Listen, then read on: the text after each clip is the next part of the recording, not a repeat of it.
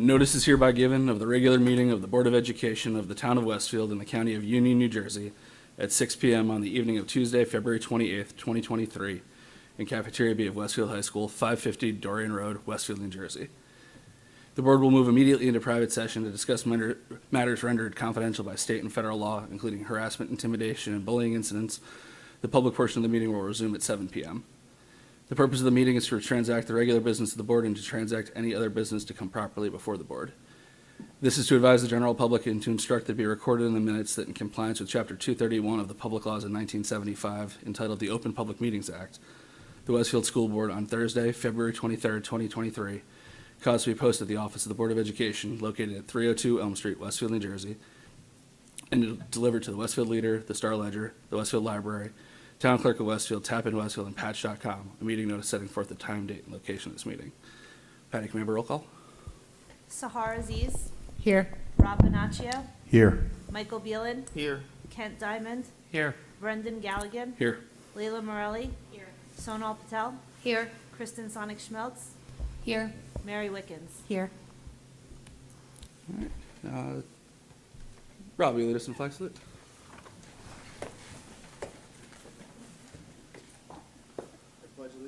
To the flag of the United States of America and to the republic for which it stands, one nation, under God, indivisible, with liberty and justice for all. Thank you. I ask the board to approve the following resolution. Resolved that the Board of Education move into private session for the purpose of discussing matters rendered confidential by state and federal law, including harassment, intimidation, and bullying incidents. And be it further resolved that any discussion held by the board, which need not remain confidential, and the results of the discussion will be made public as soon as practicable. Can I have a second? Second. Thank you, Kent. All in favor? Aye. Any opposed? All right, we're in private session.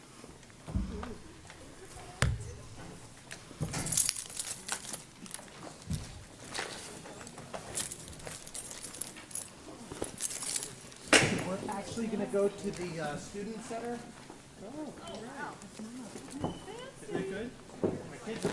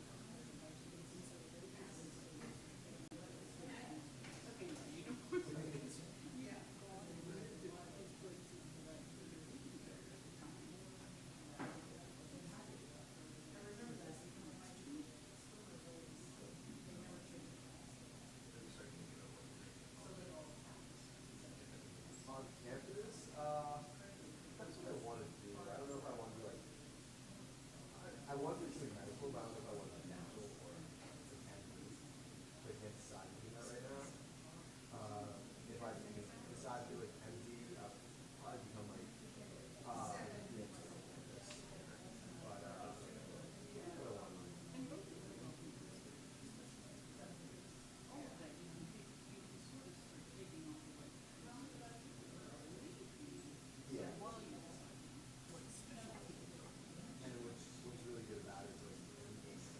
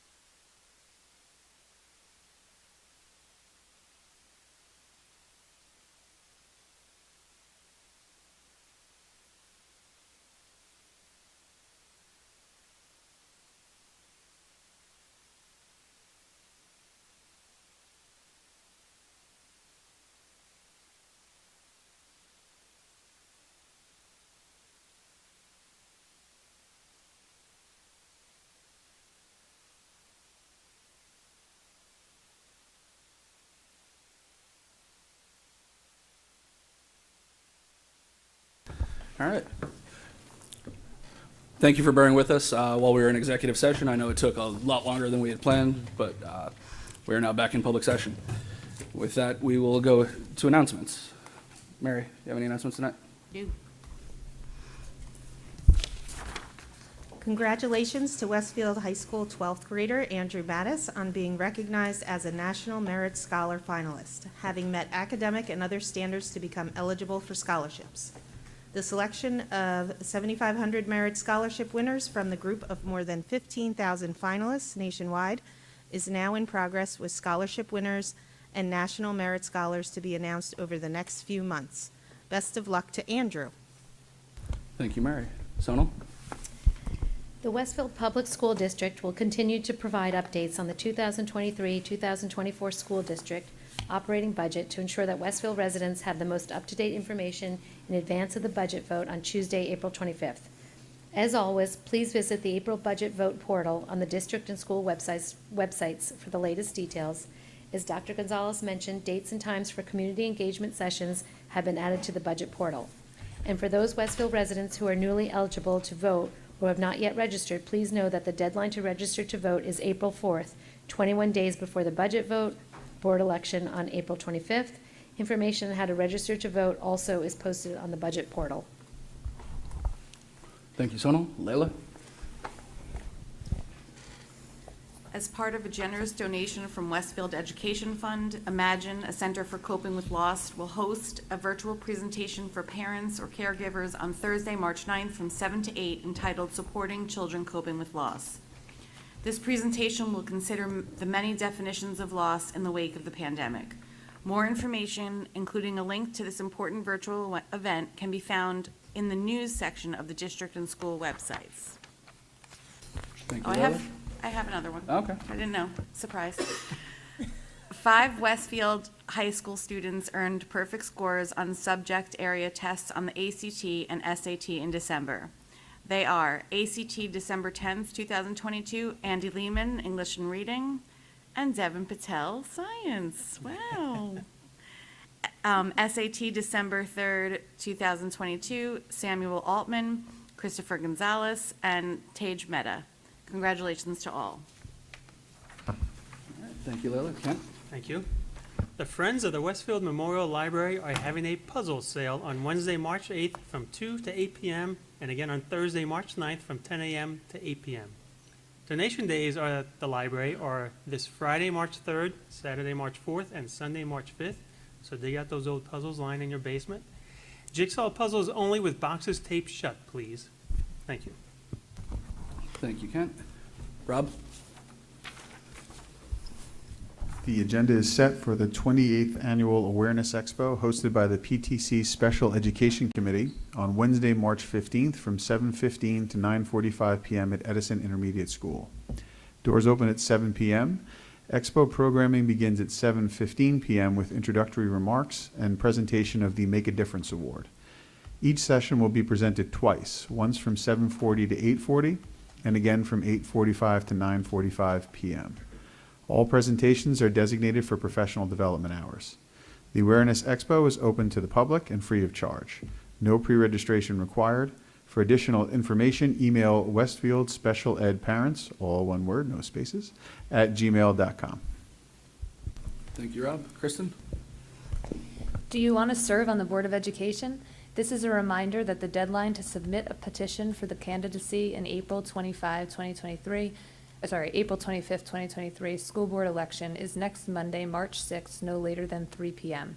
Please submit a petition to the business administrator / board secretary, Patricia Ramos, at pramos@westfieldnjk12.org, and copy her assistant, Melanie Estevez, at mestevez@westfieldnjk12.org. More information, including petitions, are posted on the district website under Board Election on the Board tab. Thank you, Kristen. Mike? Yes, the Rotary Club of Westfield is hosting its annual Breakfast with the Bands fundraiser this Saturday, March 4th, from 8 a.m. to 12 p.m. in the Westfield High School cafeteria. Tickets are $10 per person. Proceeds for the event will support scholarships for Westfield High School students and the club's community program. If you have any questions, you can email Shruti Shilka at nyu.edu, and I'll spell that. It's SHRUTI.SHUKLA@nyu.edu. Thank you. Thank you, Mike. And Sahar? The Edison and Roosevelt Intermediate Schools received a grant through the County of Union and the Lighthouse Collaborative to implement a Gay-Straight Alliance Club at each middle school. The Lighthouse Collaborative will be hosting a Pride Parent Night tomorrow night, Wednesday, March 1st, from 7 to 8 p.m. at Edison, and light refreshments will be served. Annabelle Luis, a licensed social worker and educational leader, will be the guest lecturer. And just finally, I want to wish everyone a happy Black History Month. Today is the last day, but hopefully we will learn about Black history every month. Thank you, Sahar. The next regular public meeting of the Board of Education will be on Tuesday, March 7th, in Cafeteria B at Westfield High School, beginning at 7 p.m. The board will vote on the tentative school district operating budget to be submitted to the county. The meeting will be live streamed via the district YouTube channel, which viewers can access on the board tab of the district website. The complete agenda will be available on Friday, March 3rd, also on the board tab. And with that, I turn the meeting over to Dr. Gonzalez for our administration report. Thank you. So this evening, my administrative report is going to defer to the administration that we have in attendance this evening to assist both Ms. Ramos and myself in providing additional information regarding our budget development process. And in particular, as you'll see on the screen, this will be part 3 of our budget presentation, which really starts to dig deeper into the second question items that are being added to the budget as enhancements to existing programs. So this evening, those enhancement presentations will be presented by members of our staff who will introduce themselves when they present, but in the realms of academic support, English as a second language, and school counseling. Those are the 3 additions that we were looking to include in the second question for the coming year. We also will, as you note in the outline, continue to review our proposed expenditures and revenues to ensure that the bottom line dollars are clearly understood, and understanding the projected tax impact will also be reviewed. All of this is to ensure that our public is comfortable with the information that is presented in such a way so that they could feel comfortable making a decision in April when the time comes to vote on the budget. So at this time, I'm going to ask members of our administration, Mr. Geckman, Mr. Pinkay, and Ms. Balassone, to come up to the podium as we begin our presentations on the proposed program enhancements, beginning with our academic support programs. Mr. Geckman?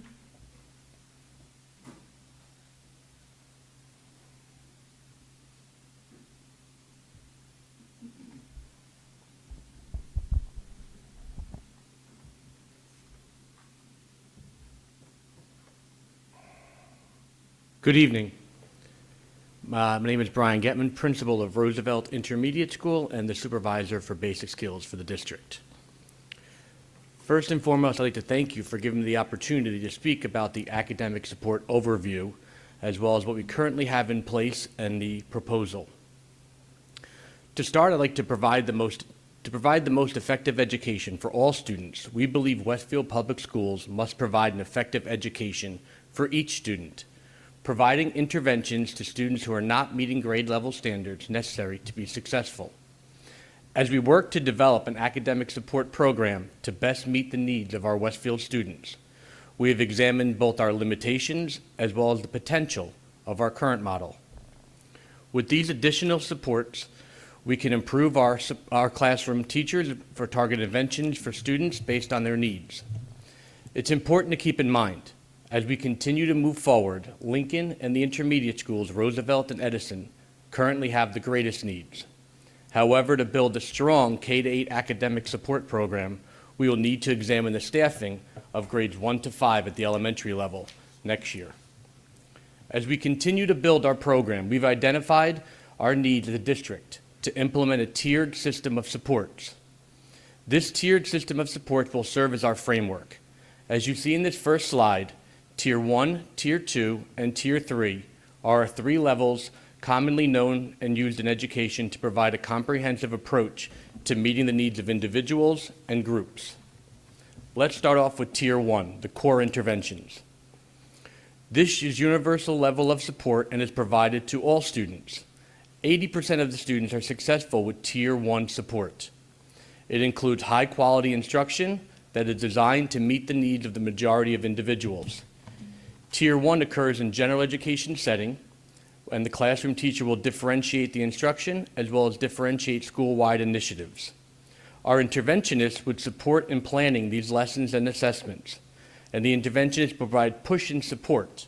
And to define push and support, when the interventionists enter the classroom, they not only monitor the progress, circulate the room, but as well as working with small groups as well as individual students in the setting of which they're learning. As we move to Tier 2, our targeted small group instruction. Tier 2 support is provided to students who require additional support beyond what's provided in Tier 1. It is targeted at students who are at risk of falling behind or not meeting their goals. Tier 2 support may be delivered in small group settings, typically includes more intensive interventions such as targeted instruction. This targeted instruction includes high efficiency, rapid response, students receiving individual attention, as well as pull-out support. And define pull-out support when students are exited from certain classes and join a small group of the interventionists to work on needs that the whole group will be serviced.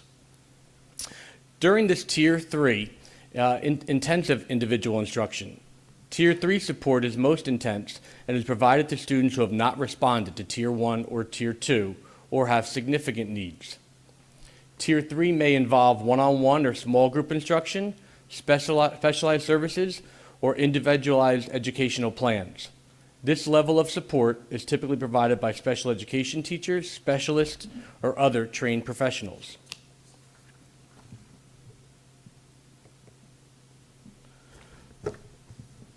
So currently, we'll start with Lincoln School.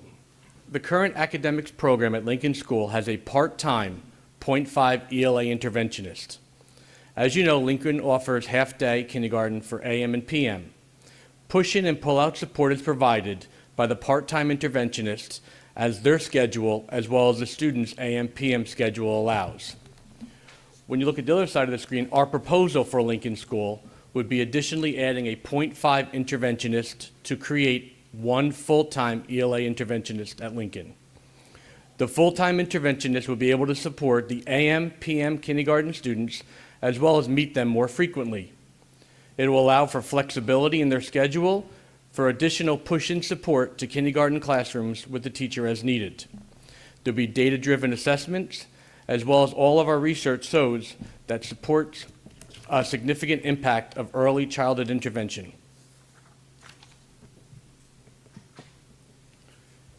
At the intermediate schools, our current academic support program is 0.6, 3/5 reading interventionists at each intermediate school, Roosevelt and Edison.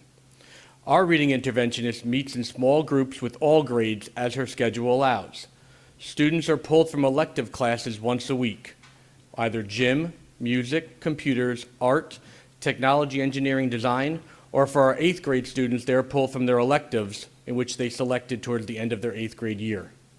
Students are assessed in our current program 3 times a year. What we are proposing for the intermediate school is an additional 4.8 intervention positions to create at each intermediate school.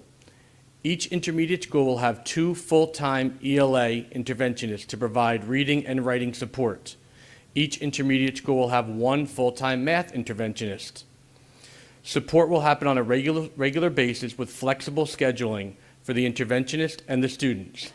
Data-driven assessments also allow flexibility in their schedule for additional push-in support as needed.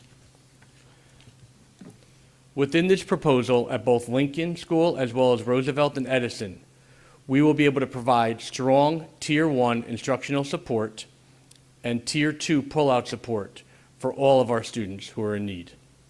Thank you. Thank you, Mr. Geckman. Once again, this is a presentation intended to provide an overview of our program, a proposal to what we would like to enhance, but as Mr. Geckman indicated in the beginning, this does not represent the complete set of needs that we see that will be necessary to fully realize the model, but it is what we believe is necessary and appropriate for this first year budget vote. So moving on, I'd like to invite Mr. Pinkay. Enrique Pinkay is our supervisor of ESL and world languages, and he is going to be presenting the program overview as well as program enhancement requests for ESL. Thank you, Dr. Gonzalez. Members of the board, thank you for the opportunity. Westfield Public Schools is, we have a tradition of excellence, and it is because of that that I am grateful to be here today to talk to you a little bit about the ESL program, English as a Second Language, and our students, English language learners, or commonly known as ELLs. We have this commitment of providing excellent educational experiences to all of our students, and it's because of this commitment that we are charged with offering enhancements to our programs that address diversity, equity, and inclusion to all of our students. Because of this, I feel we should know the ESL program is a mandated program. It's a federally and state mandated program that addresses all students with limited English proficiency. Since the 17-18 school year, I've had the pleasure of supervising this department, and I have also had the pleasure and I've been blessed to get to know many of our students, amazing students, who have overcome many challenges to be here, to be where they are. I don't know many people that think of diversity every time I talk about Westfield, but they are always surprised every time I talk about the diversity that exists in our ELL population. While is a very relatively a small population when compared to the rest of the mainstream students, we have a large diversity within this program, and we have over 30 countries represented, and we have more than 21 languages represented in this program.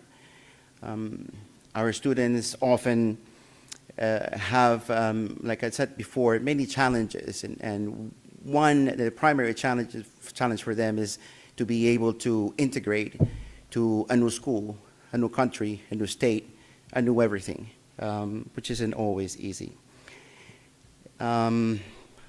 Since the 17-18 school year, if you fast forward to today, we have more than doubled the number of ELLs in our classrooms in the district. Not only we have doubled the numbers, but we also have experienced a different makeup in the population. The population is now almost half of the population is Spanish speaking. Because of that, as the late mandates, they are supposed to be provided with bilingual services, which we currently don't offer in the district.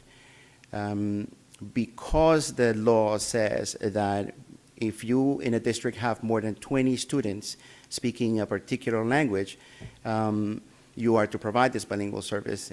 A lot of districts, us included, we apply for a waiver.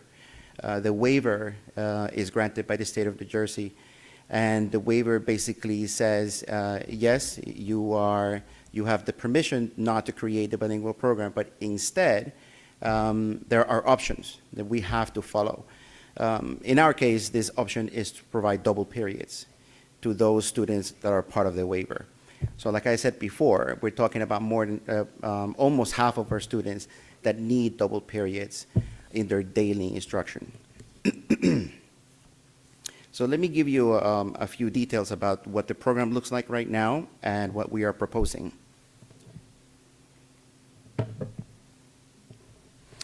The ESL program right now is offered in Lincoln, Franklin, McKinley, Edison, and here at the high school.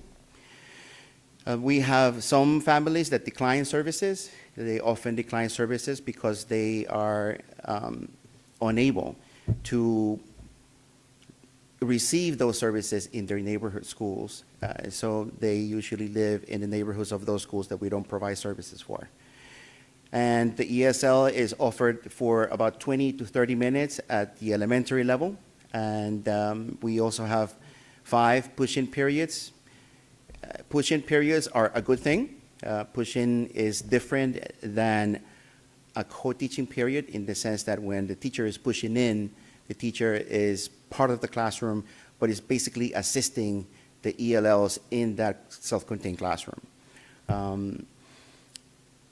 Push-in periods are good as long as we offer them in addition to that ESL service, the ESL period, not in place of. We also have a couple of double periods here at the high school. Double periods are also good, not just for those who are part of the waiver, but those students who need the double periods, who need the extra assistance, the extra support. So what we are proposing, and now that we have identified the challenges and the enhancements that we can offer to our students, we would like to propose 3 additional full-time ESL teachers. If we are given the 3 teachers, we would be able to provide ESL services in all of our schools where the students are without the need to ask them to move to a different neighborhood school. We will provide full daily instructional periods of ESL, 40 to 45 minutes, and we will be able to do double periods for everyone who needs it, especially those who are newcomers, those students who have very low proficiency and have a difficult time in a regular mainstream classroom. We will also offer co-teaching periods, not just the push-in periods, but rather a teacher that is part of the lesson who sits with the content area teacher or the classroom teacher to develop lessons that address the entire classroom, including those ELLs in the classroom. Ongoing training for all teachers, including all ESL teachers, support and planning periods that are very important in the enhancement of the overall program.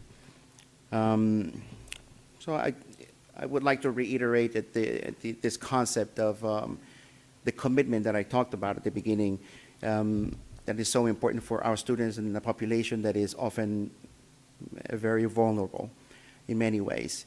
We would be able to do that with your support and the support of our community. Thank you. Thank you, Mr. Pinkay. I do want to highlight that the program enhancements that are being proposed for the additional staff in our ESL program would be part of the first question as a mandated program, as a program that is required to be in place by both federal and state laws. We are required to make sure that any mandated programs remain in the first question. Therefore, these enhancements are going to be part of question number 1 and not listed in question number 2. So I just wanted to make sure that's clear so that if people didn't see it, they didn't make any other assumptions. So at this time, I'd like to now invite our new Director of Counseling, Fallon Balasone. Mrs. Balasone comes to us with a wealth of experience and knowledge, and look at that, her first year, and she's being asked to present ways to expand her program. And with that enthusiasm, I don't want to steal any of her thunder, but ask Ms. Balasone to walk us through. Thank you. Well, it's a good thing school counseling is my favorite topic to talk about, so I'm happy to be here. Thank you for having me.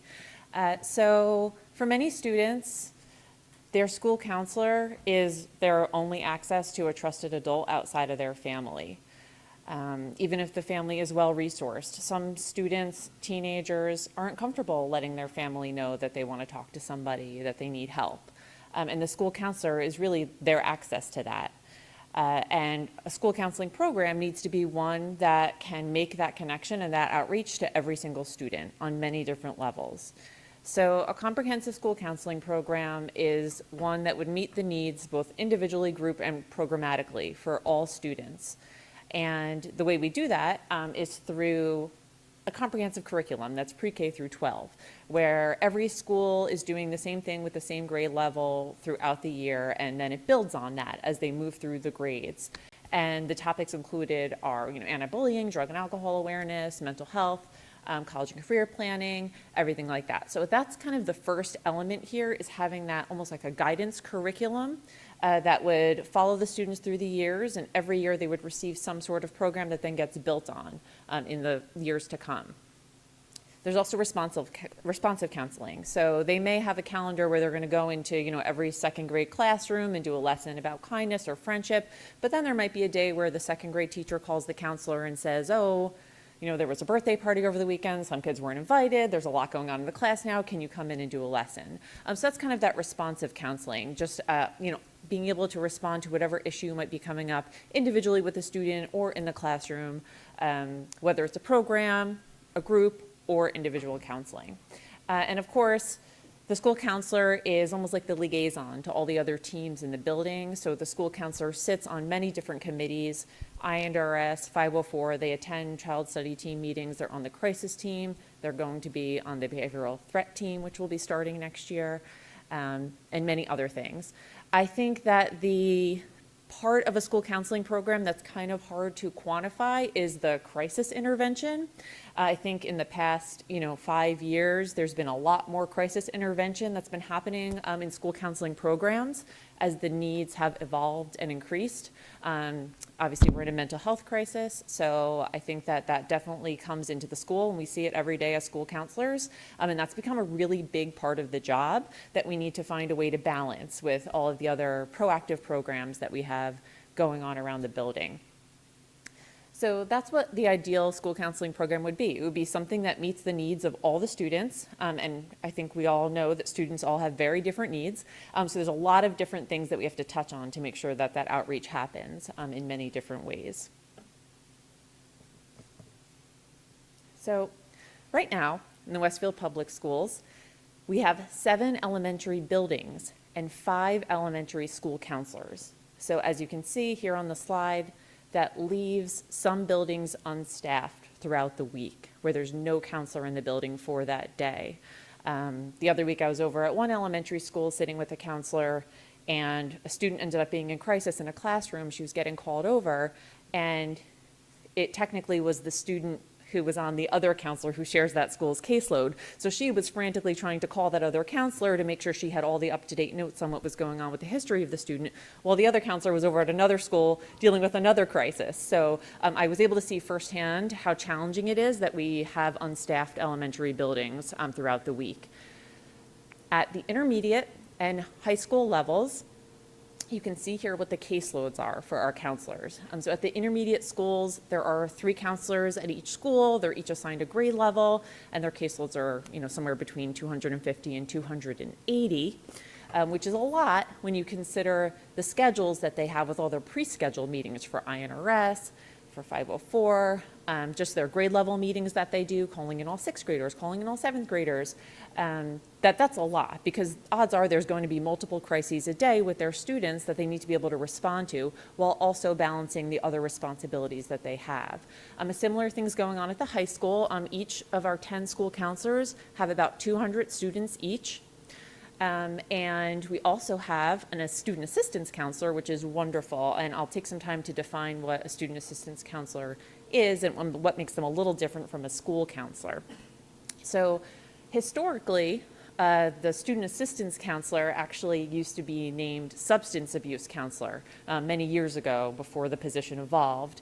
And so that was pretty self-explanatory. And the evolution of the position still includes drug and alcohol intervention.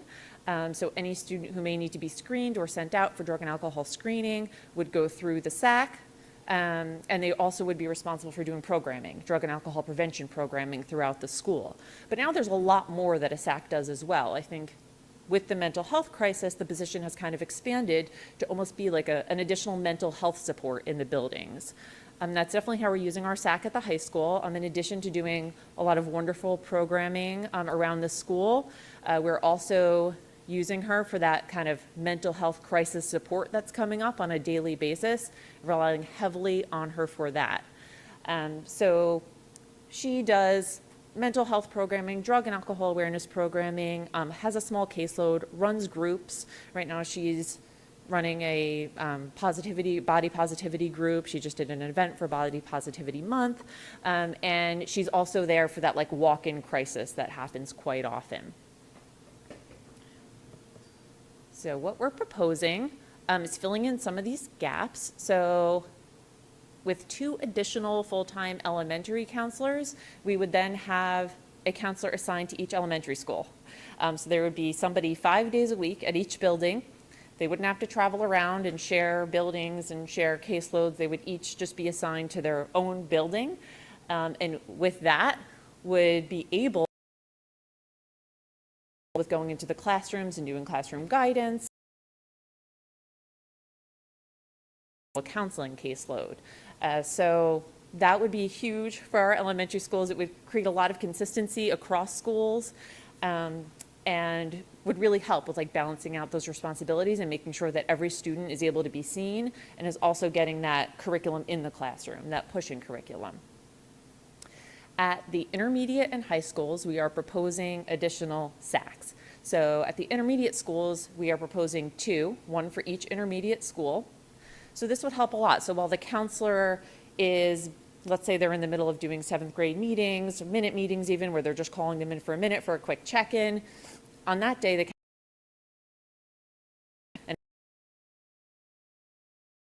can be walked down to the office of the SAC and get that kind of support from the SAC that the counselor wouldn't be able to give at that time. Same thing at the high school. I think that what we're seeing is that our SAC is very busy. I mean, today she was with a student for almost 3 hours and had to cancel a couple of groups that she had scheduled. So I have this wonderful vision of, with 2 SACs at the high school, us being able to have them on this rotating schedule where one is doing programming and running groups while the other is available for walk-in, and them kind of rotating that off. So we always have somebody available for that walk-in mental health crisis and somebody doing proactive programming around the building. With this extra counseling staff, I think that overall we would definitely be able to get that comprehensive curriculum we're looking for going and be able to keep it consistent throughout pre-K through 12, and have a schedule where people are going into the classrooms and doing the same thing in each building, and the kids are getting the exact same program across the district. We'd be able to have more groups with our SACs at the intermediate and high schools. There's a huge need. I think we have a couple of really great groups going right now, but I think we're constantly talking about more groups that we want to run. So we have a lot of great ideas there, and would love to be able to see that through and have the time to do that and the workforce to do that. The additional individualized counseling is huge. We have so many requests, especially at the elementary level. Can you see my student, once a week for a counseling session? And they can, but there has to be restrictions to that. Maybe it can only be for 6 weeks. Maybe it can only be for 20 minutes because there's so many students requesting this. So I think that we'd be able to kind of spread out there and be able to serve more students in terms of the individual counseling requests. And then we would just be able to build on all the programming that we already have. I have a vision of having this like parent academy where like once a month we're hosting, a parent presentation or workshop on a different topic that's relevant. Our SAC can kind of take that on. The college and career readiness piece, I feel like our counselors would be able to do a lot more, like keep a table in the cafeteria every day where seniors can come and work on their Common App with the counselor. Like, if we had that mental health support from the SAC to give the counselor the space to do that. Right now it's hard for the counselors to get out of their offices. There's a constant stream and a line out the office. So I think we'd be able to do so many fun, helpful things like that if we had this extra support that allowed the counselors to get out there more. So those are just a few of my many ideas about what we can do with our extra counseling staff, and thank you for listening.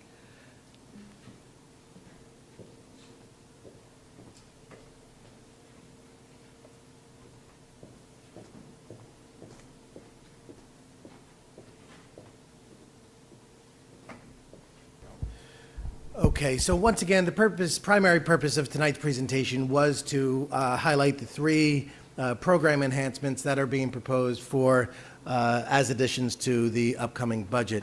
I think it's worth noting that this presentation really demonstrates the willingness of the administration and the board to seek out opportunities to move the district forward, but also do so in as responsible and a cautious way, so that you'll notice, are not asking for things that we can't tie directly back to ways that they will support students.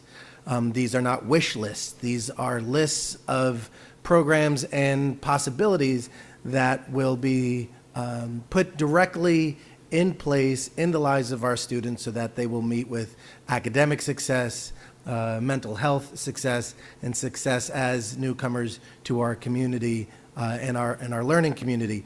So I do want to make sure that it doesn't get lost, that we are not looking to put everything into a second question this first time around. We are looking to find opportunities to make sure that we, at a minimum, maintain our existing programs, but use this as the ability to start building back, working with our students who struggle, students who need additional supports, and also recognizing the benefits that they will provide to the rest of our general education and mainstream population as well. So with that, we'll quickly just run through a couple of the next slides. There we go. Where Ms. Ramos will just remind us about some of the details going into the budget that will be presented next week to the board for their preliminary adoption. Just to start off with, the governor did have his budget address today, and he did say that he's adding $830 million to state aid for school districts. I don't know how that's going to be allocated, but I hope we get a piece of it. So I'll know that on Thursday at some point. We'll get that number, and that's when these numbers will really begin to become finalized. I just wanted to present these are the same slides that were on the last agenda, but given the overviews that were given, just to see how that all is now flowing in. So as Ray said, the ESL courses are being added. They're in the budget at cap. They're not being voted on as part of the second question. The items that are in the second question are the guidance and the academic support teachers, plus there are other current staff members that will be included in that second question just to maintain. And that's why you see in the second question how there's the salaries and benefits. That's all that's being proposed as second question right now. And again, the difference that we'll know on Thursday is how much state aid we're getting, and that's what will change the numbers. So if you go to the next slide with the revenues, you'll see that the local tax levy, this is the number in the left column, the $111 million, that will be what's in question 1. That amount should not change at this point unless there's something with when I move things over from the health benefits, if we get more state aid, it might adjust some of the cap again. So that might fluctuate it a little bit, but it's not going to there's not going to be a significant difference. And then the second question would be presented as the items specifically. So it would be however many staff members by budget line would be in question 2. And again, that's the number that will fluctuate based on how much state aid that we get. All right, and then we go down to the projected tax impacts. So again, the tax impact at the adjusted cap is, for the average homeowner in Westfield, is $314. That, again, is the amount that would, if we were still in a November, like we didn't move the election to April, we would not be voting on that. We would have been able to do the 3.61%, and the board wouldn't be able to pass that budget without anyone, the public, voting on it. So I think that is important to realize, and I have been talking to other BAs, and they are using that health benefit cap, and they're still having issues. I've had a couple reach out to me to say, like, how are you doing it? And I said, well, we have a second question. And they're like, well, I don't have a second question. So, we're, again, as Ray and Dana had told you, we're not the first. It's coming up in every meeting I'm attending. There's just so many different expenses that are coming in way over the 2%, and there's been no address from the governor on how he's going to deal with some of those situations at this point. Hopefully the state aid will make up for some of it, but so as you can see then, the second question would be $218 $5 for the average taxpayer, but if we get 500,000 additional state aid, it would go down to 170. Again, the more additional state aid we get, that number will drop. And I mean, that's about all that I have for now. Like I said, these numbers didn't change. It was just basically a recap to bring in and show you how the second question is all the salary and benefits that go along with the programs that we're adding, and to maintain current staff that we have, that just we can't fit in the current budget. And on that note, the next two slides, once again, are also reviews, so I don't want to repeat them for everyone's benefit, other than to go into the second question. Ms. Ramos had mentioned, that included in the second question, as we've presented before, are items related to our existing budget. Those items in this case include teachers who are on staff in our elementary, middle, and high school who help keep our class sizes and our course enrollments what they are today. In order to continue to provide programs and offerings, any of these teachers who are listed in the second question would be part of those existing programs and offerings. If the worst case scenario were to occur and the second question was not approved, the programs and offerings would continue. However, they would be impacted by having fewer teachers to teach them. So what does that mean? It means that our class size guidelines at the elementary level would have to increase. Doesn't mean that we're going up to 30 and 40 students in the classroom, but we would have to allow some relaxation of our guidelines in order to allow some class sizes to go up to 25, 26 that are currently hovering in the lower 20s. Likewise, at the intermediate and high school, again, we have staff to be able to deliver courses, but if any of those staffs are in the second question, then it may impact our ability to offer as many choices because we have fewer sections to be able to schedule students into. So again, the careful selection of how we approach this was really trying to keep those priorities in mind, trying to make sure that we still allowed ourselves the opportunity to continue to offer opportunities to students while trying to maintain all of those other priorities, class sizes, enrollments, services, and so on. But as we're seeing, it's becoming harder and harder and harder. So with the second question, it's providing that hope. With the hope of additional state aid, that hope continues to grow. But I did want to make sure I articulate that a little further in this presentation this evening. And then last but not least, once again, we find ourselves looking at the next 2 months being captured by the four benchmarks or hallmark dates.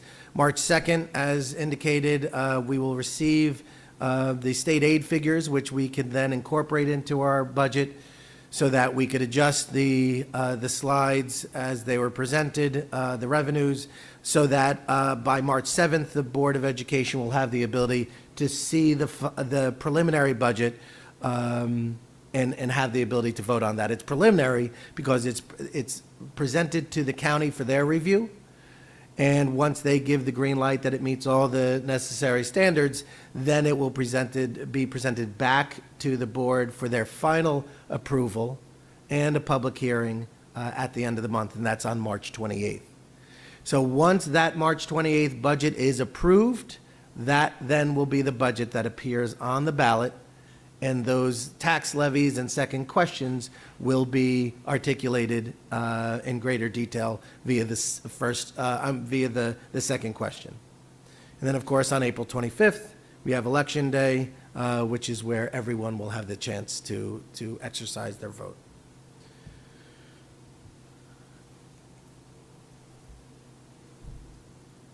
Any questions on the presentation, on the programs? Yes.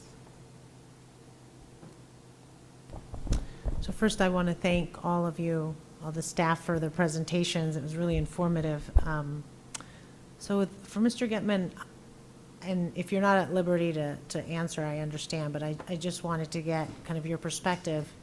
Over the past 3 years, especially after COVID, during COVID, after COVID. What have you observed with regard to learning loss? Because since we're considering, you don't have to give specific data, but I'm just curious to understand how the COVID pandemic and the aftermath has affected our need for these academic interventionists at these various levels of schools. Sure. So for sure, currently at the elementary level, they have their Achieve program, if you will, where there's Achieve teachers and interventionists that provide support for our students. As the students move on to the intermediate level, that's where some of the struggles begin. At the elementary school, Readers Writers Workshop, you have double blocks of period, if you will, of language arts and math, standard base grading as well, and they enter the middle school level, and especially during the time period you're referencing, that's where we're noticing some gaps. And it's the sixth grade year where a lot of the struggles hit the students, where now they're continually walking around the hallways and they're entering different rooms, and that 80 minutes of language arts is now 40 minutes of language arts and included in math.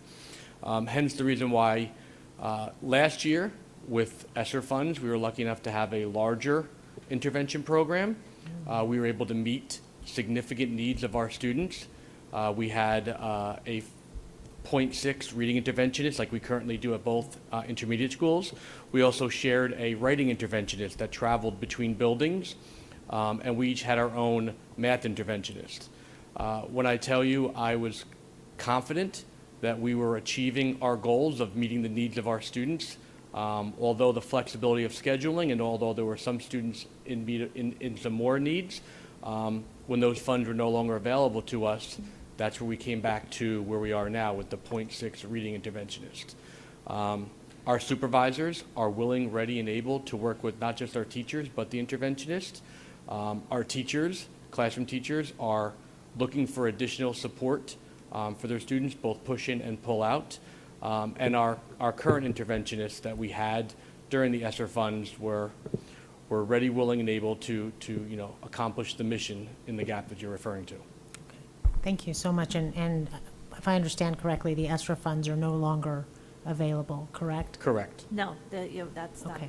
So, and I just want to reiterate, because we heard from many parents right after the pandemic about this learning loss concern. So I'm grateful that you have a solution for us. I just have one question for each of the other staff members, then I'll cede the floor to my colleagues. Mr. Pinsay, you mentioned that we have 30 countries represented and 21 languages. And I understand that the ESL budget change is going to be in question 1, so it's not in question 2. But I just want to clarify a few things. Other than Spanish, which you said has grown to about half, what are some of the other languages that are represented among our growing ELL student population? Sure. After Spanish, we have Portuguese, and after Portuguese, we have Ukrainian. Oh. Interesting. Needless to say why. Right. Okay. Thank you. My pleasure.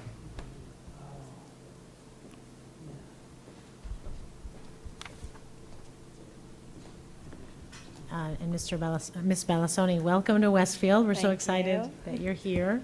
I have to say I was shocked at the numbers of our ratios that's on the presentation. I know you already know this, but the current ratio in middle school is 250 to 280 students per counselor at both at Edison and at Roosevelt. Yeah. So that shows I don't know how you can provide meaningful counseling at that ratio. So thank you to our counselors. Yes. And then in high school, we have 200 students per counselor. And so I guess my question is, you're asking for more, or the district is asking for more student assistance counselors. And those counselors will be focusing primarily on the emotional well, maybe you can explain just one more time the difference between the SAC and the regular counselors, because while I'm thrilled that we're getting more SACs, I'm just concerned that maybe we need even more counselors for the other areas, because I know in high school, especially when you have college prep and you have, these 4 years to prepare for college, there's a lot of other types of counseling that's needed that's not simply related to emotional learning, or emotional and social issues. Yeah, so I'll talk a little bit to the difference between the school counselor and the student assistance counselor. So the school counselor is certified and trained and willing and happy to provide mental health counseling to students on like a tier 1 basis, right? But when the student presents with an issue that may be a little bit more clinical in nature, it's not always appropriate for a certified school. So I think that's one big difference. That student who needs that like differences. So the school counselor is someone, they would be the one-stop shop for the student and the first stop for the student. But if they felt that the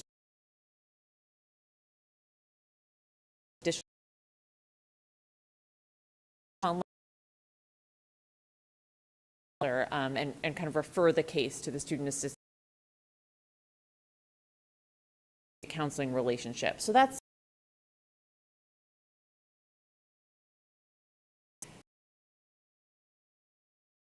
and there's enough.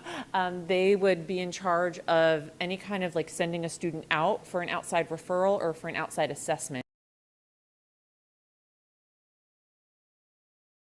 A big part of the job is that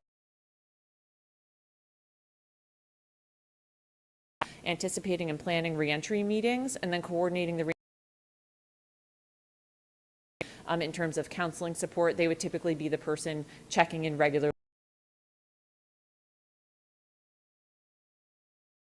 The SAC would have outside of what the counselor does.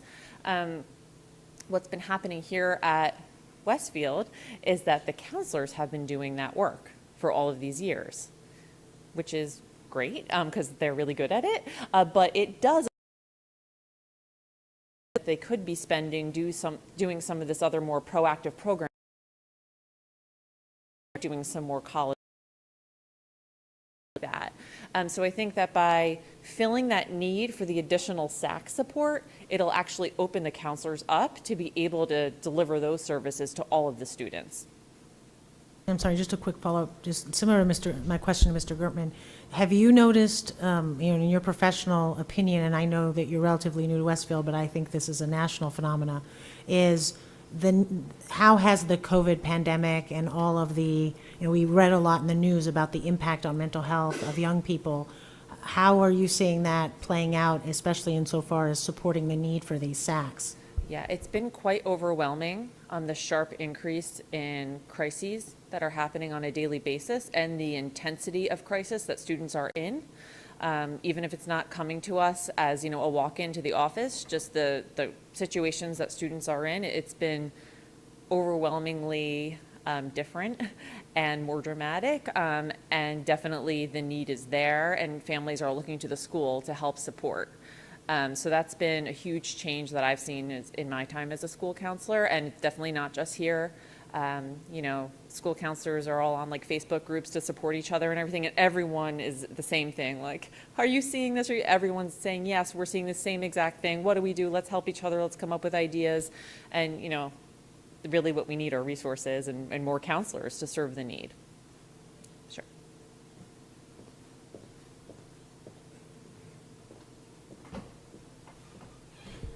I actually have a question for you too. Sorry. Just as follow-up.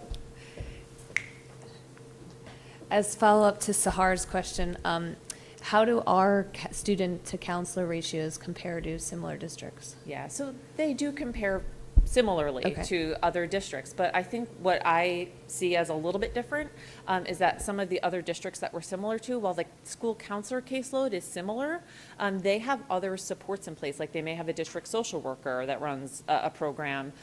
They have the 2 SACs. So a high school of our size with the 10 counselors it's not a bad number, but then we're missing some of the extra supports that I think some other schools have, which is what I'm hoping we can see happen here. For the SAC position, is there a different licensure counseling is still required, the same thing that's required for a school counselor. To take.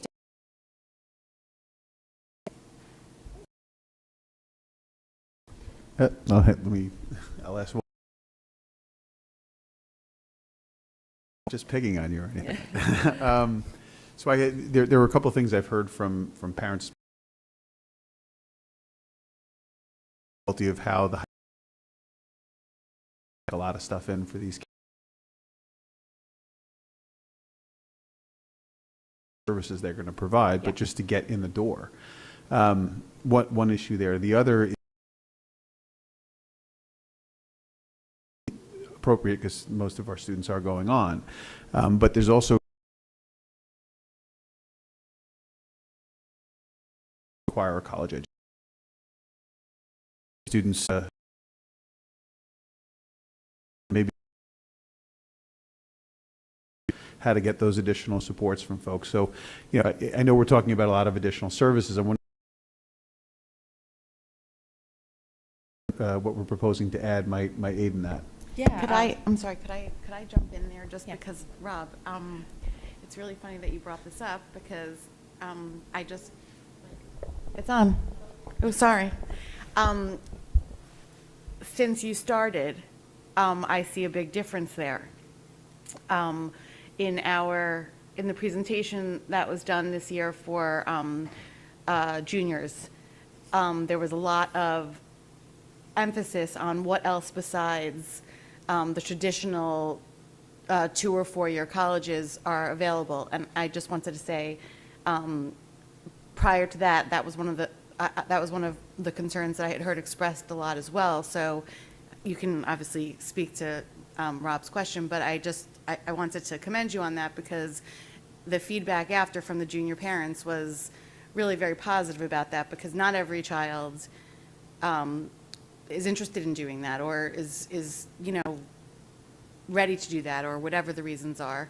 And I thought that the fact that they were talking even in Governance 3 last night about how college is not the only way to make a 6-figure salary, and so I just wanted to point that up. Thank you for noticing.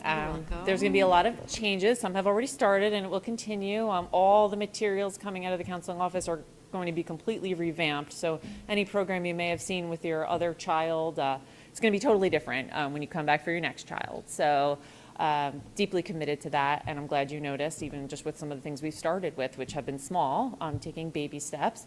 But yes, we've already seen the results of it in many ways, actually. We every year, I guess, the department has hosted, I guess you would call it a field trip, but to Union County VOTEC on their visitor day, where students from high schools in Union County can go and sit in on a program at Union County VOTEC for the day. And I guess historically, we have maybe sent a small handful of students, less than 5 students each year have gone on this trip. We did a huge campaign to advertise the opportunity for this trip and why VOTEC is great, why it's a great option, everything like that. And we had almost 15 students go. So it was like, oh wait, sorry, that was just the afternoon session that we went to. So sorry, there was 15 in the morning, 15, so we had like 30 students go on this trip. Enrique and I went and chaperoned the afternoon part. It was really fun. The students loved it. And I think our message got out there in a really great way. And I think we have a ton more applicants for VOTEC for next year than we typically would, which does lead students on a really wonderful alternative path where many of them do still go to 4-year college, but there's other things that come from that once you have a trade under your belt. And some students might follow a different route. So that's just one example of some of the work that we're hoping to do. I don't know if everyone heard about my Blue Devil Community Network initiative and got the form. Marion's helping me get the word out. We're continuing to try to get it out there. But I'm hoping to kind of use all of the wonderful people in our community, whether they live, work here, or went to school here, and use their expertise about their careers and their experiences getting there to connect our students with that. So far we have like 20 responses on the form. I'm hoping we can build that up. And the goal is to be able to host like career panels here with people from Westfield or who went to the school or who work in the community, and not just people who have PhDs, although a lot of PhDs responded to the form. I thank them very much. But if there's anyone out there who does not have a PhD and has a career that they'd love to share with our students, especially if it's like an alternative pathway and you didn't go to four-year college. We would love for you to fill out this form that's on our website so that we can use you as part of our network to connect our students to all the careers that are out there. I know I keep talking about a table in the cafeteria, but like to your point, I think it's great that we have students who come down and seek us out, but I think the work that we need to do is like putting ourselves out there in front of all the students so that those who don't come down and seek us out are also being able to benefit from the programming. So I would love if we had like, once a week was like a career day in the cafeteria where we had a table set up outside in the hallway and we had someone out there like set up to talk about their career, a different career, every week or every month or whatever. So those are just some of my thoughts about how we're going to use that program once I can build up the responses to it.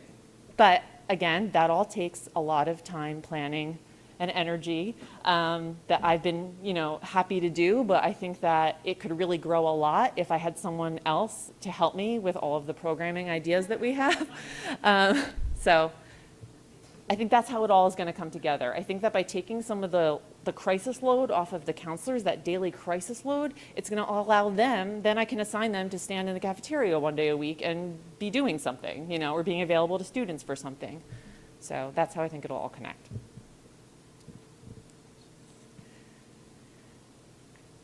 Thank you.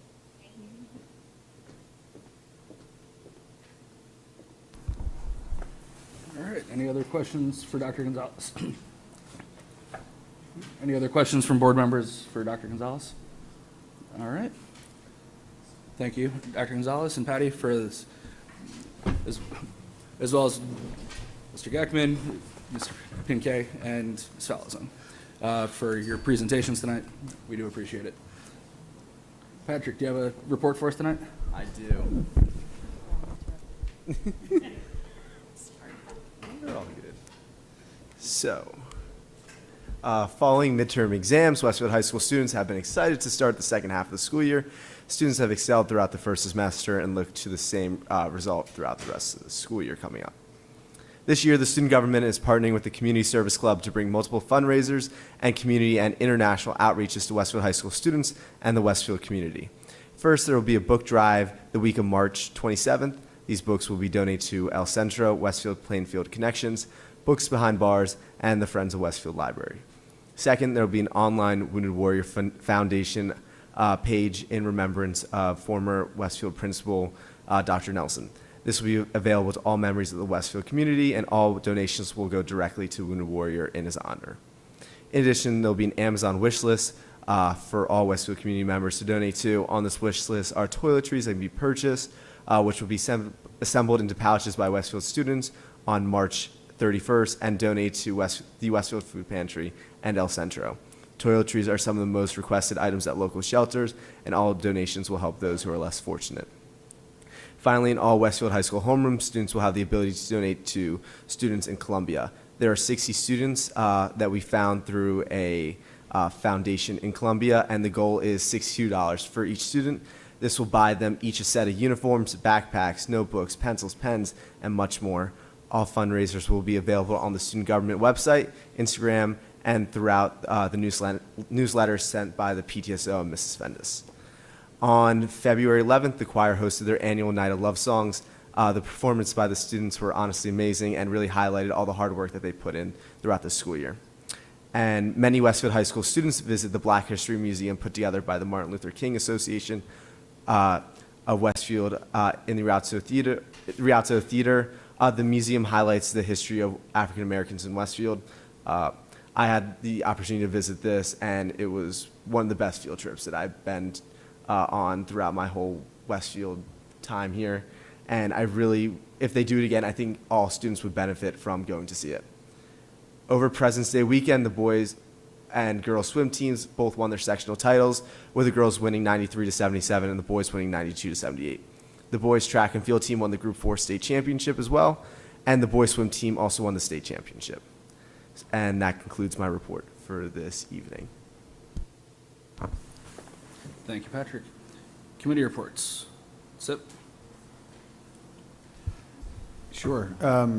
So the SIP hasn't met since our last full board meeting. We do have our next meeting scheduled for March 2nd We'll be discussing some curriculum updates and progress on district goals, among a few other things that are on the agenda. We'll have a fuller update at the next board meeting on those. On the agenda tonight, one item, which is the approval of 4 field trips. Just to go through them very, very quickly.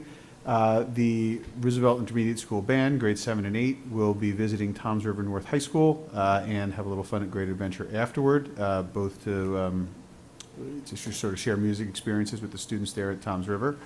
7th grade Roosevelt Band will be going to Montclair State University to play for the band and tour the campus. The 5th grade chorus students at Franklin will rehearse at the Hilton in New York City and perform with the New England Symphonic Ensemble at Carnegie Hall. They made it to Carnegie Hall. That's pretty good at grade 5. And the last, actually, I'm kind of glad Ms. Balasone mentioned connections to the community. The Introduction to Architecture course is going to be touring a home currently under construction in Westfield on Norman Place. That is happening with the cooperation, permission, and help of Gialusi Custom Homes, which is a local contractor in Westfield. So we talk about efforts that are going on that are bearing fruit immediately. I'm not 100% sure if that's attributed to the new program, but I'm going to say it is anyway, because if it wasn't, this is exactly what you want to see.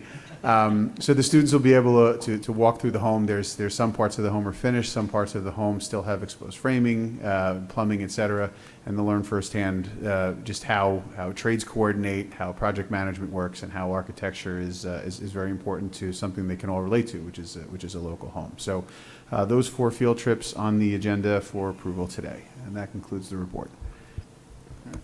Thank you, Rob. And Mike, do you have a finance and facilities report for us tonight? Sure. We have not met since our last meeting. We do have a meeting scheduled for this Friday, March 3rd. We'll see our first view of the state aid. So Mike, sorry. Sorry, I had a question. First set. For curriculum. Thank you. Just a quick question. I noticed, I'm thrilled that we have field trips, but I just noticed that for the 7th and 8th grade band, there's 2 field trips just for Roosevelt, and I know that we have an equally excellent band at Edison. We have 2 excellent bands in our middle schools, and I'm just curious why it's only for one school, because this issue has come up frequently, is making sure that all of our students have similar, not necessarily identical, but similar opportunities for a field trip. So I don't know if this is a question for you all or for Dr. Gonzalez, but it kind of stood out at me. Yeah, no, and I don't have the answer. This is a request for board approval for the request made by the schools. This is an effort to continue to try and create consistent opportunities across the schools. Unfortunately, was not going to mean that we're going to have the same exact experiences at each. So I don't know what the circumstances were that prompted this trip by one school and not the other, but it's certainly a conversation that's continuing to happen at all the school levels. So. Thank you. Yeah, I can actually, let me just add to that really quick. We've been talking, as you know, in curriculum about reviewing our extracurriculars as a general matter. I know that process is still ongoing. It's something that we can certainly add to the discussion for the second as well. With this, we can use as a specific example, in fact, to see how that process is moving on. But I do know that's ongoing, and we'll get a few more reports on that as well. So I appreciate you bringing it up. So I guess my request for the curriculum committee is just to perhaps every time there is a request for field trips, in addition to the structural look at, let's just holistically kind of figure out how do we approach, for example, field trips in a way that's equitable, but also whenever field trips are, in some ways this is how we find out as a board, is there's a field trip we're asked to approve of, and then we realize, wait a minute, it's only happening at this school or that school. And I think until we get a plan in place, at least maybe you all can ask that question just so that we have an idea of how the system works, because I have to say I'm a big band mom, and so I'm thrilled that the Roosevelt students are doing this, the band students, but I also would be equally thrilled if the Edison band students got the same opportunities, because this is neat. It's excellent that they're doing it. No, I think that's well said. We can definitely ask those questions. I do know also that sometimes schools' field trips come up at different times as well, but it's good to know what's coming down the road if it's not. So we'll definitely ask that question. All right, any other questions for Mike? All right, Mike? Okay. So for finance and facilities, we've not had a meeting since our last board meeting. We do have a meeting scheduled for Friday, March 3rd. It should be our first look at the state budget numbers that we received and first integration into our budget so we can start determining some numbers that we presented next Tuesday. A couple of things I want to point out on the agenda. For item A, you'll notice that we're awarding a contract to Canon Financial Services. And what that really is for the consolidation of copiers. We currently have 2 vendors for the copiers and is consolidating everything under Canon, which will allow us to have a single set of software to improve maintenance and just upkeep of the software. It also provides us additional functionality. One of the features I heard of that's pretty interesting is no matter what school you're in, you'll be able to swipe your card and be able to print at whatever local copier you're at. And also just from a reporting standpoint, be able to have a single source of reporting so that we can track usage and ensure that we're monitoring our overall printing budget. I'd also like to point out 3 gifts this evening from Kenneth McRitchie to fund the Walter Burris Music Award and Ian McRitchie Information Technology Award, which are awarded to a Westfield High School senior at awards night for $100. Also like to thank the Westfield Coalition for the Arts to purchase a clay roller for the teacher and students working with clay in their art program at Anderson Intermediate School in the amount of $2,170. And our third award is from the Tamaqua School PTO to purchase iPads and cases for students to use in the maker space at Tamaqua Elementary School in the amount of $2,467.80. So thank you for those 3 gifts. And that concludes my report. Thank you, Mike. Any questions for Mike? I just want to echo the praise for the Makerspace donation. That's excellent news. Makerspaces are, the more the better, so thanks for that good news, Mike. All right. Policies? Our next meeting is this coming Thursday. We haven't had a meeting since our last report, bless you. Tonight, we're recommending the second reading of Policy 3144 and Regulation 5519. Policy 3144 is the certification of tenure charges revision, which is part of an ongoing effort to align our policies with Strauss-Esme policies. And Regulation 5519, dating violence at school, is a mandatory regulation that was missing based on our internal audit due to the preparing for the CUSAC review. So nothing new, just those for the second reading, and our next meeting is Thursday. All right, thank you, Layla. Any questions or comments? All right. During this portion of the meeting, district residents and staff are invited to address the Board of Education on agenda action items only. The board requests that individuals state their name and address for the record, the specific action items they're commenting on, and ask that all remarks be directed to the board president or designee, not to individual board members or staff.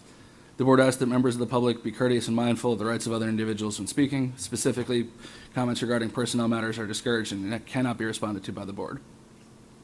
Students and employees have specific legal rights afforded by the laws of New Jersey, and the board bears no responsibility, nor will it be liable for any comments made by members of the public. If a matter concerning a district staff member is of interest or concern to a resident, the matter should be referred to the responsible building principal, the superintendent of schools, or the Board of Education, either by telephone, letter, or email. Each speaker's statement will be limited to a maximum of 3 minutes in duration.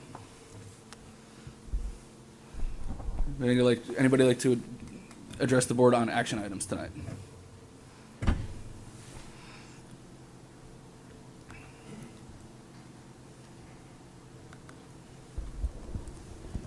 Hi, Brian Crawford, 795 Knollwood Terrace. I want to talk about the budget, which was an action item tonight.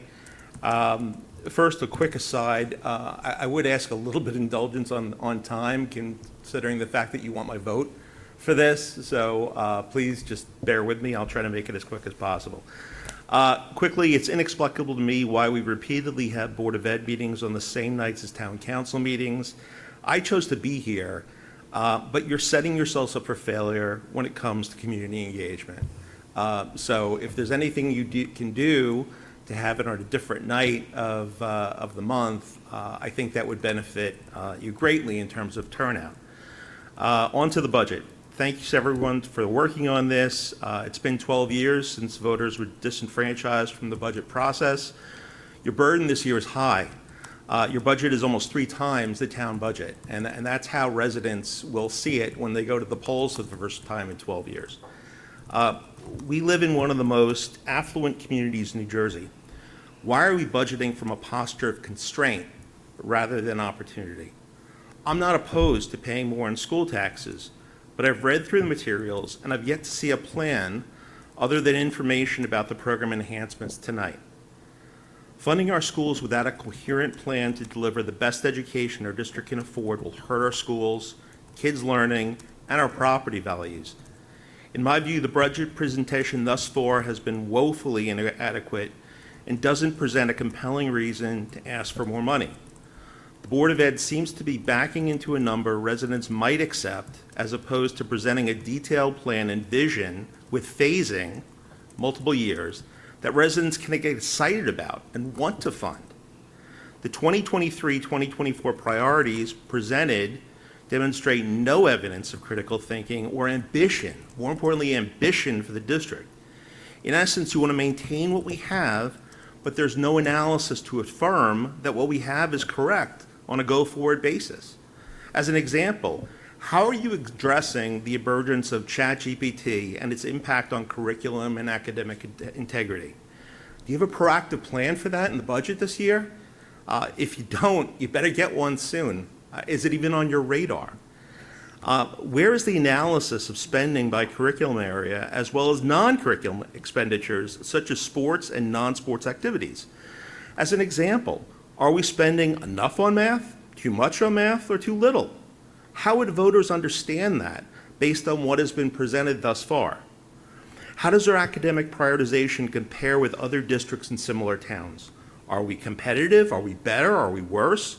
What are we building towards over the next 5 to 10 years? You can still fix this, but you're running out of time. What do you really need and why? Also give the residents an opportunity to ask questions and have a dialogue with you at these meetings about this very important topic. Thank you and good night. Thank you, Mr. Crawford. You were under time. Yep. Anybody else wish to address us on agenda action items tonight? All right, there will be another public comment session at the end of the meeting. With that, I ask the board to approve the February 7th, 2022 board meeting minutes. 23, not 22. Thank you, Kent. All in favor? All right, any opposed? All right, Kent? I ask the board to approve governance agenda items A, numbers 1 through 5, and number 6 from our earlier executive session. Can I have a second, please? Mary, thank you. All right, with that, I'm going to go through some parliamentary. Yeah, he can't add it. You have to, he's just making the motion for the item that's there, then you're adding it. Okay. So you're just making the motion for the item that's on the current agenda. 1 through 5. Yeah. Yep. Perfect. All right. This one? Yeah. No, they're gonna add, no. All right. So now we go through some parliamentary procedure stuff. I ask that we amend and include item 6 from our earlier executive session. Can I have a second? Second. Thank you. Okay. Now we'll take a vote Yeah. Roll call on that. that it's added. Sahar Aziz, Is this a vote for what? This is just The vote to procedurally add to it. be able to vote on it. To add it, okay, yes. Rob Bonaccia, Yes. Michael Beelen, Yes. Kent Diamond, Yes. Brendan Galligan, Yes. Layla Morelli, Yes. Sonal Patel, Yes. Kristen Sonic Schmelz, Yes. Mary Wickens. Yes. All right. Now I move that we divide the governance agenda so that we can consider 1 through 5 first and then 6 separately. Have a second? Second. Thank you, Kent. Patty? Sahar Aziz, Yes. Yes. Rob Bonaccio, Yes. Michael Beelen, Yes. Kent Diamond, Yes. Brendan Galligan, Yes. Layla Morelli, Yes. Sonal Patel, Yes. Kristen Sonic Schmelz, Yes. Mary Wickens. Yes. All right. Now I move that we affirm the superintendent's decision in HIB incidents 1 through 5 on the agenda.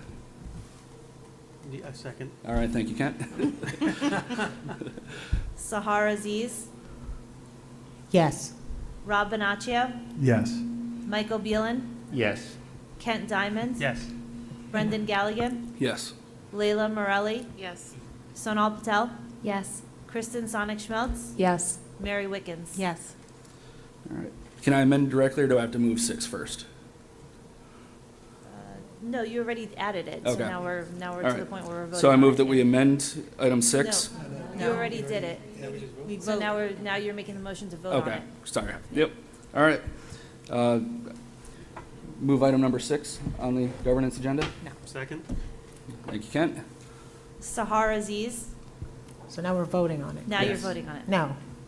Rob Bonaccio, Yes. Michael Beelen, Yes. Kent Diamond, Yes. Brendan Galligan, Yes. Layla Morelli, I abstain. Sonal Patel, Yes. Kristen Sonic Schmelz, Abstain. Mary Wickens. No. All right, so that was 5-2-2. Passes. All right, now we're done with governance. Personnel.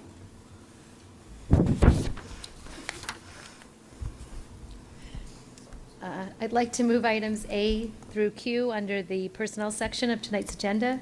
Can I have a second? Thank you, Layla. Okay. Sahar Aziz, Yes. Oh, wait, do you have I think discussion? Dr. Gonzalez, Sorry. Yes, tonight I'm announcing with regret the retirements of 5 staff members who have given a total of 92 years of service to Westfield students. Angela Bolomo has been a paraprofessional at Edison and Lincoln schools for the past 25 years. In the pre-K and kindergarten LLD classes, she relates well to her students and is kind and patient with them. She understands their academic needs as well as the areas of growth for them socially. During the pandemic, Angela mastered instructional technology so that she could support her students with their virtual learning. For 18 years, Carolyn Boylan has supported students as a paraprofessional at Franklin and Roosevelt schools. She works closely with teachers of her students and assists them in scaffolding the learning for students' success. Carolyn is steadfast in the belief that her students have the potential to be successful, and her attention to building organizational skills and effective time management are lifelong aids for the learners she supports. Palma Lewis has taught at Washington School for 20 years. A graduate of the Westfield schools, she began her career as a 5th grade teacher, but quickly transitioned to a 4th grade, where she has become a respected resource in that team. Palma's passion for learning is a wonderful model for her students to embrace, and she finds innovative and creative ways to connect the instruction to the 4th graders' interests and curiosity through engaging projects and relevant field trips. Palma supports all of Washington's activities, whether it be the charity volleyball game, the Washington School Show, or game night. Her enthusiasm will be missed. In her 24 years at McKinley, Kathy Spear has taught kindergarten, 1st, 2nd, and 5th graders with dedication and love of her students. She is a building leader who has mentored countless colleagues and student teachers and has been a valued literacy coach. Kathy is an expert in the areas of reading and writing development, particularly for the youngest students, where she led her 2nd grade team in embedding interactive read-alouds into daily instruction. Kathy joined a fourth grade teacher in creating a buddy class for her second graders, where the older students excitedly helped with STEM lessons and mystery science lessons. And last but not least, as a supervisor of visual and performing arts for the last 5 years, Tom Weber has continued the tradition of excellence in every aspect of the district's art, music, and drama programs.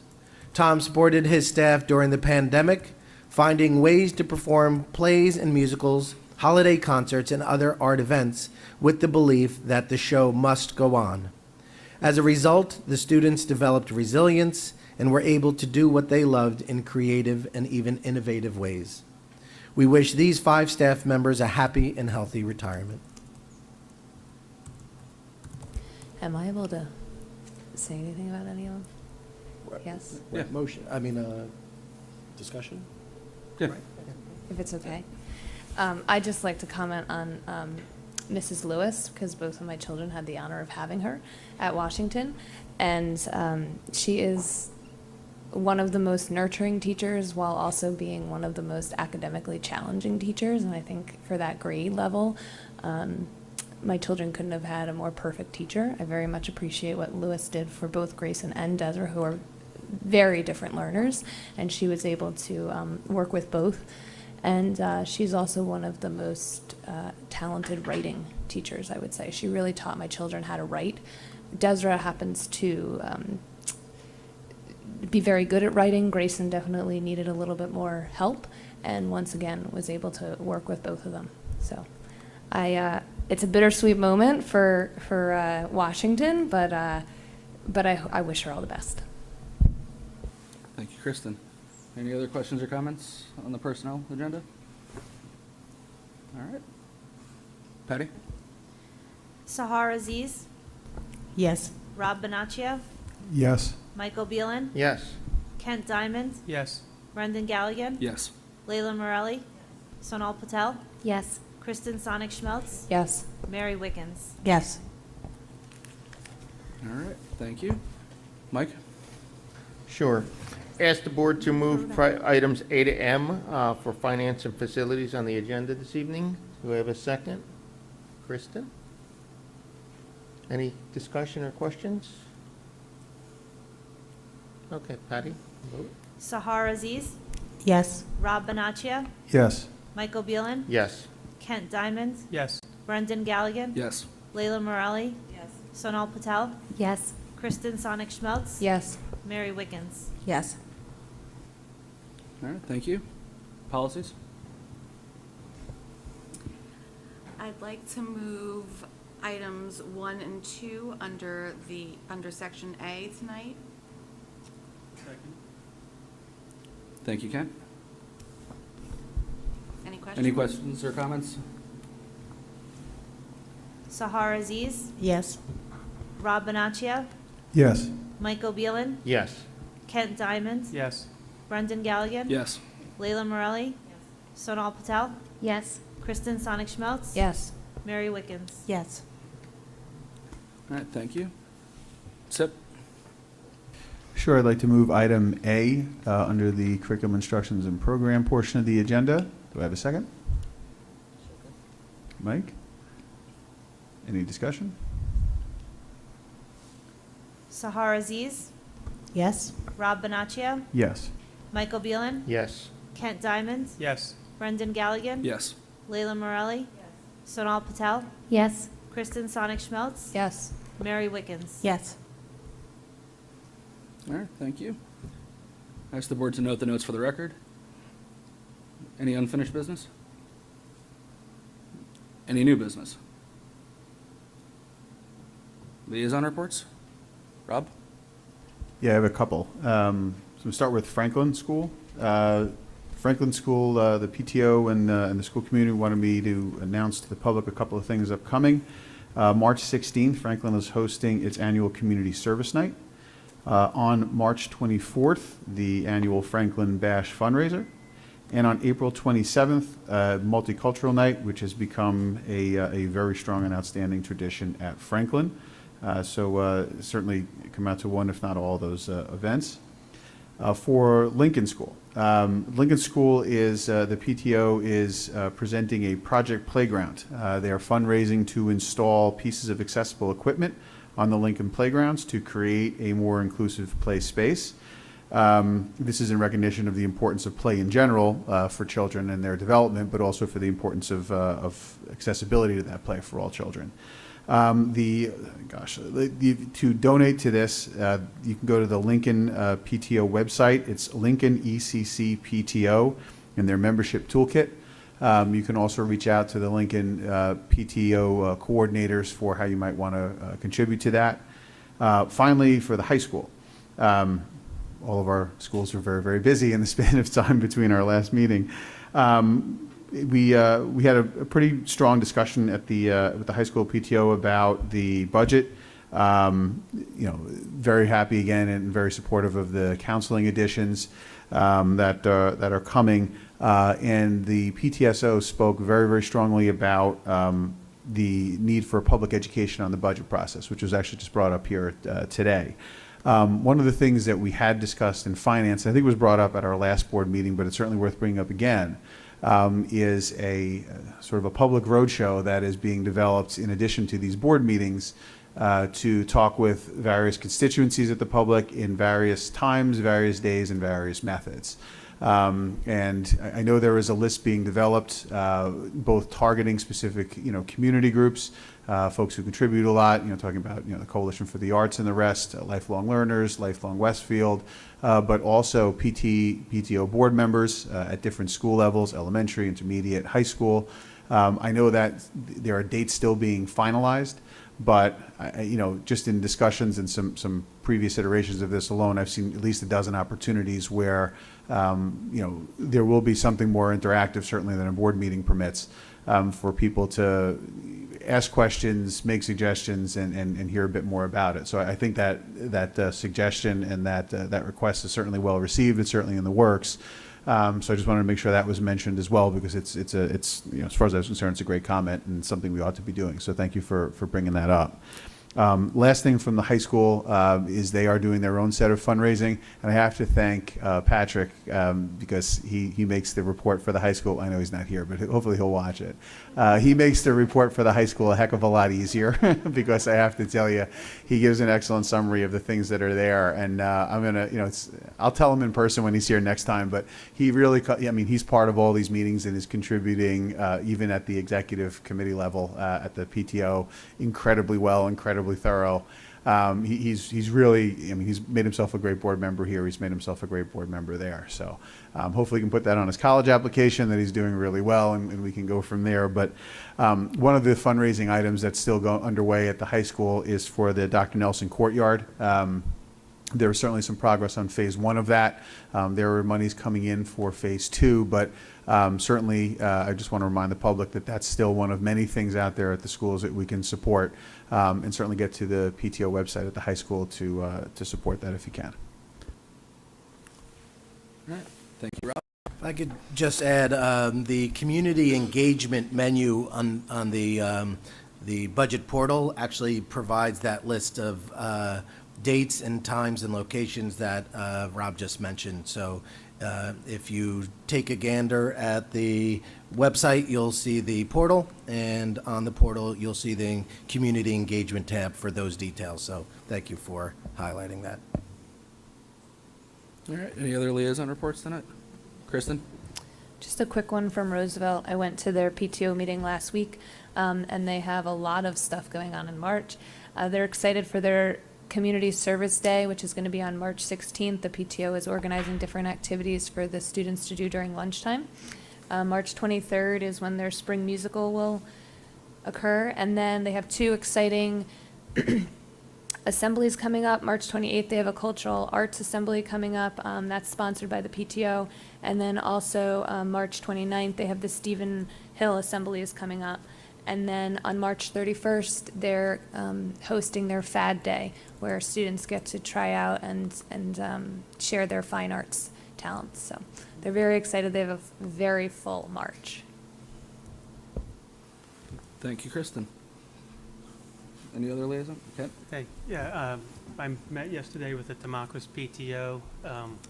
as well, they have a lot of things going on, fundraising and activities. It's just great to be back in the schools and see everything like it was pre-COVID times.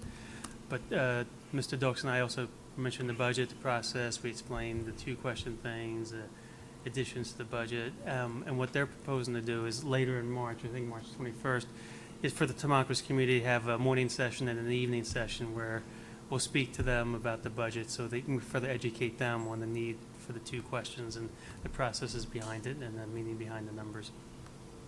So. All right, thank you, Kent. Any other liaison reports? All right. Going to reopen public comment. During this portion of the meeting, members of the public are invited to address the Board of Education on any topic. You guys, you were all here for the earlier spiel, so 3 minutes, please, and state your name and address for the record. This on? Yes. Yep. Hi, my name is Jane DeVito. I live at 142 de Roval. I'm here as a townsperson as well as I'm a para at Lincoln School. I moved here 20 years ago for the schools. The self-contained classes cannot run without paraprofessionals. The principals are interviewing right now for paraprofessionals. These positions cannot be run without us. As soon as the principals tell the candidates the salary, they say, no, thank you. The district is now hiring agencies to fill these spots. This is very costly. Since September, we have lost 7 paras, very good paras. The district seems to find money for other things, but not for us. Westfield prides itself on supporting our special education and opening classes on every level, and we won't be able to support our students without sufficient staffing. Thank you very much. Thank you, Jane. All right. Anybody else tonight? All right.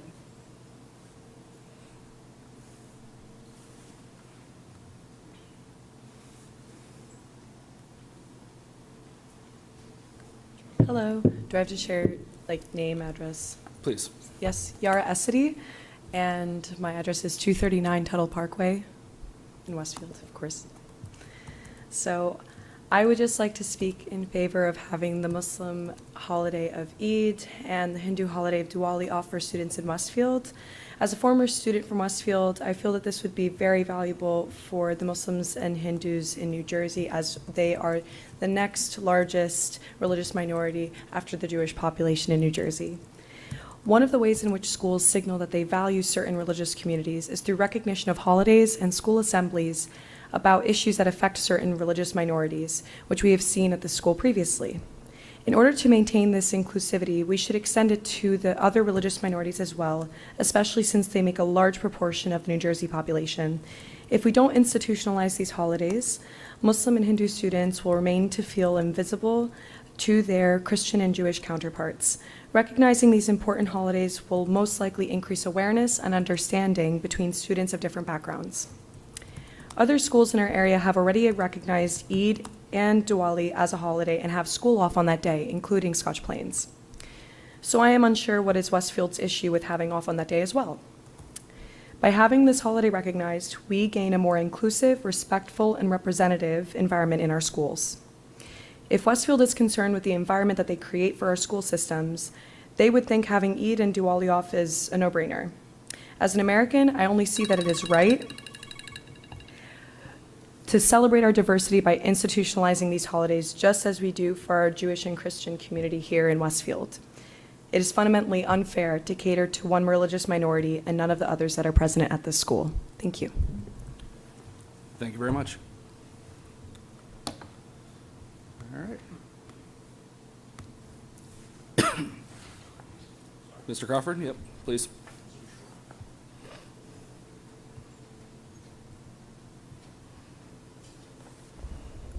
Brian Crawford, 795 Knollwood Terrace. Would it be possible for residents to get an update on the soil testing at Lincoln School and what the status of that is? It's been going on, I think, since the summer. Apparently, the state standards changed and the soil had to be retested. But, you know, there's a sign up there still, and I don't think people really know what's going on. Thank you. Thank you. Patty? Anybody else like to, okay. With that, public comments closed. Patty, can you give us an update on the Lincoln testing? Is there an update? So they're still working on it. They were expanding the testing zones, and I'm waiting for an additional report to come in. So it is still an ongoing process, and it was, again, because the state standards had changed. So they're creating zones, and then the more you test in those zones changes different factors that go on. But I will have a report, hopefully within a month from them, that'll state what our options and where we're going to be moving forward with it. All right. Dr. Gonzalez, anything you'd like to address? All right. Wrong tab here.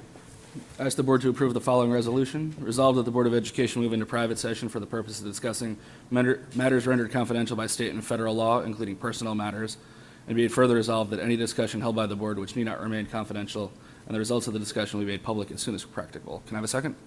Second. Sounded like Kent? All right. All in favor? Aye. All right. Any opposed? I just need to use this. Oh, yeah. So we'll meet in the student center. Okay.